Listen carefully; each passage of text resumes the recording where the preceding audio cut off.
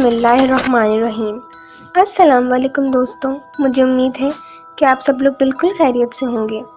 یہ میرا Instagram account ہے، اگر کوئی ہارر سٹوری ہو تو میرے ساتھ ضرور شیئر کیجیے گا۔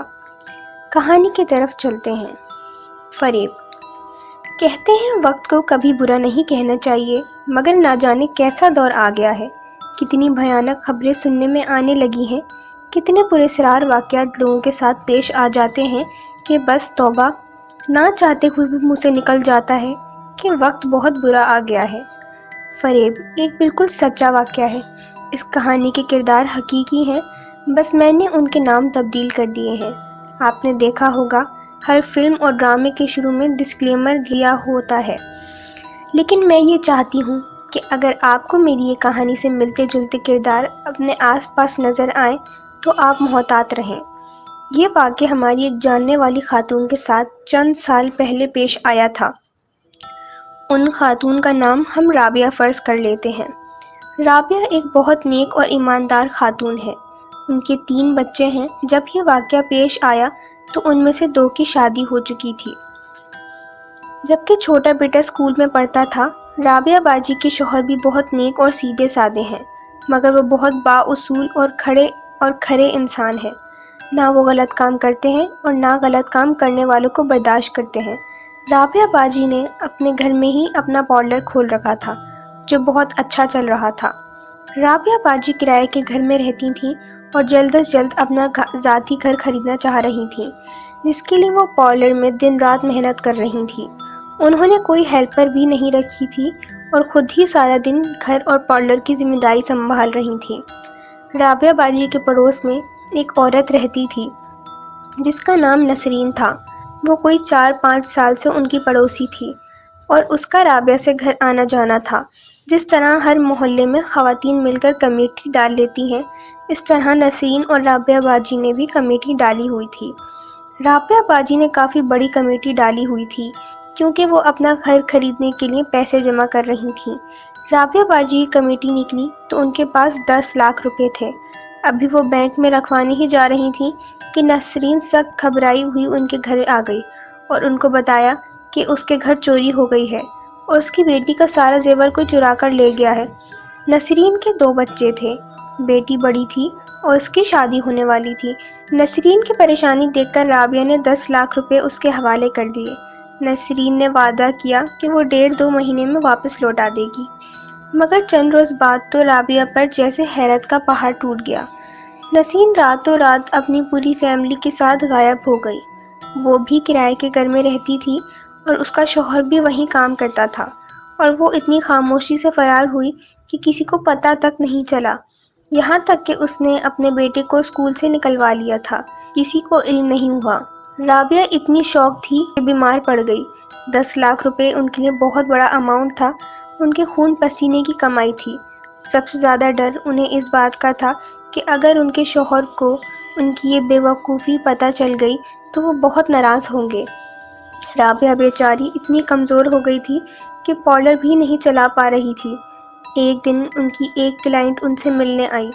اس کا نام شمع تھا۔ شمع رابعہ باجی کے شوہر کی کزن بھی تھی۔ شمع باجی ان کی حالت دیکھ کر حیران رہ گئی تھی۔ اس کے پوچھنے پر رابعہ نے پوری کہانی اسے سنا دی۔ شمع نے غور سے ساری تفصیل سنی اور پوچھا کہ ان کے پاس نسرین کی کوئی تصویر ہے؟ اتفاق سے رابعہ کے پاس کسی فنکشن میں نسرین کی تصویر موجود تھی۔ شمع نے کہا کہ وہ ایک بزرگ کو جانتی ہیں، وہ بہت پہنچے ہوئے ہیں اور ان کے پاس موکل بھی موجود ہے۔ وہ ایسا عمل کریں گے کہ نسرین جہاں بھی ہوگی اپنے پیروں پر چل کے رابعہ کے پاس آئے گی اور ان کے پیسے لوٹا دے گی۔ رابعہ کو شمع کی باتوں سے بڑا حوصلہ تو ملا، مگر ان کو اپنے شوہر کا خوف تھا، کیونکہ وہ ایسی باتوں پر اور پیروں فقیروں کے سخت خلاف تھے۔ شمع نے کہا کہ وہ بابا کو اس وقت رابعہ کے گھر لائیں گی جب ان کے شوہر موجود نہیں ہوں گے اور ان کو علم نہیں ہو سکے گا۔ قصہ مختصر: ایک دن شمع ان بزرگ کو رابعہ کے گھر لے آئیں۔ رابعہ حیران رہ گئی تھی، سوائے لمبی کالی داڑھی کے ان حضرت میں ایسی کوئی چیز موجود نہیں تھی کہ ان کو بزرگ کہا جائے۔ گندے کپڑے، کالا سیاہ رنگ۔ خیر، نہ چاہتے ہوئے بھی رابعہ نے اس آدمی کو پورا واقعہ سنا دیا، نسرین کی تصویر بھی دکھا دی۔ شمع نے کہا تھا کہ یہ بابا خلق خدا کی خدمت کرتا ہے اور ایک پیسہ بھی نہیں لیتا، اور اس وقت بابا نے پیسوں کا کوئی تذکرہ نہیں کیا۔ بابا نے رابعہ کے پورے گھر کا معائنہ کیا، ہر کھڑکی اور دروازے پر نہ جانے کیا پڑھ کر پھونکا، اور جاتے ہوئے گھر کے گیٹ پر ڈھیر سارا سرسوں کا تیل ڈال کر چلا گیا۔ دوسرے دن سے رابعہ کی ذہنی حالت عجیب سی ہو گئی۔ بیمار تو وہ پہلے ہی تھی، ان کا ذہن جیسے معوف ہو گیا تھا۔ وہ بابا انہیں ہر دوسرے دن فون کرتا اور پیسوں کا تقاضا کرتا، کبھی 5,000 تو کبھی 10,000۔ رابعہ کا ذہن جیسے اس شخص نے ہپنوٹائز کر لیا تھا، مگر وہ اس کی ہر فرمائش پوری کر رہی تھی، مگر ان کو اچھی طرح معلوم تھا کہ ان کے ساتھ کچھ بہت غلط ہو رہا ہے۔ رابعہ باجی کے بینک اکاؤنٹ میں چند لاکھ موجود تھے، جن کا علم شمع کو تھا، کیونکہ شمع ان کے شوہر کی رشتہ دار تھی اور اس کا پارلر بھی ہمیشہ سے آنا جانا تھا۔ رابعہ باجی بری طرح اس شخص کے چنگل میں گر گئی تھی، مگر ان کے اندر کسی کو کچھ بھی بتانے کی ہمت نہیں تھی۔ رابعہ باجی نے اس بابا کو اکثر رات کے وقت ان کے گھر کے آس پاس منڈلاتے اور پراسرار حرکتیں کرتے دیکھا تھا۔ حیرت کی بات یہ تھی، وہ صرف اس وقت فون کرتا اور دکھائی دیتا جب ان کے شوہر گھر پر نہیں ہوتے تھے۔ پھر ایک دن رابعہ کی شادی شدہ بیٹی فریحہ ان کے پاس رہنے آ گئی۔ وہ بہت ہی نیک اور عبادت گزار لڑکی ہے۔ فریحہ اپنی امی کی حالت دیکھ کر پریشان ہو گئی۔ رابعہ تو نیم پاگل لگ رہی تھی۔ فریحہ کو معمول تھا کہ وہ فجر کی نماز پڑھ کر سورہ بقرہ کی تلاوت اونچی آواز میں لگا دیا کرتی تھی۔ رابعہ باجی کو تلاوت سن کر اپنے اندر بہت فرق محسوس ہونے لگا۔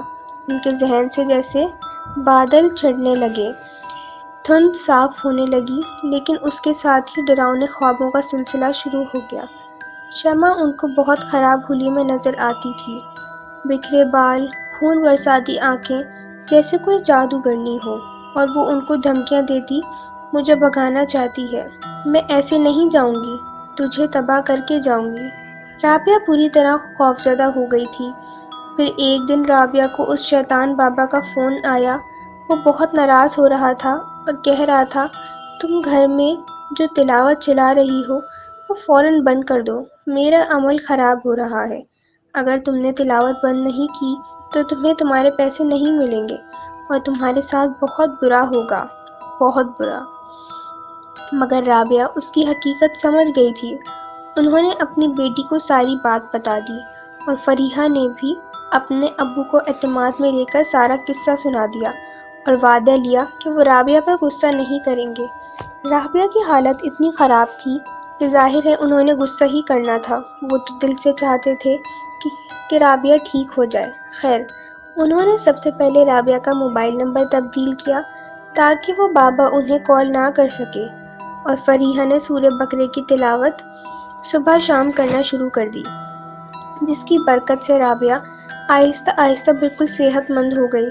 نسرین نے تو پیسے واپس نہیں دینے تھے، مگر اس وقت کہانی کا سب سے حیرت انگیز پہلو ابھی باقی ہے۔ جیسا کہ شمع رابعہ کی شوہر کی کزن تھی اور وہ اس کو ہمیشہ سے جانتے تھے، مگر شاید آپ کسی کو کبھی بھی نہیں جان سکتے۔ ایک دن، بلکہ ایک رات، اتفاقاً رابعہ کے شوہر شمع کے گھر بغیر اطلاع پہنچ گئے۔